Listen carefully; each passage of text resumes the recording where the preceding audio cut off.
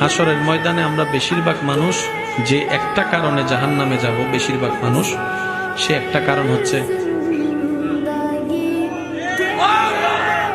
নরম। এটা 1.5 ইঞ্চি 2 ইঞ্চি এটা এমনি নরম, কিন্তু কথাগুলো এমন ভাবে বলে যে হৃদয়ের মধ্যে পুরো তলোয়ার চালাই দেয়। অনেক বড় বড় মানুষকে স্ট্রোক করে ডাইরেক্ট শোয়াই ফেলে। একটু জোরে বলেন ঠিক কিনা? বেশিরভাগ মানুষ আমরা হাসরে আটকাই যাব এই জিহ্বার কারণে। এবার আমি ওলামায়ে কেরামের একটু দোয়া চাচ্ছি। রসুলের একটা হাদিস মিলাইলে আপনারা এখন মিল খুঁজে পেয়ে যাবেন। রসুল বলছেন, হে আমার উম্মত, তোমরা আমাকে 2টা জিনিসের আমানত দাও, জিম্মাদারি দাও।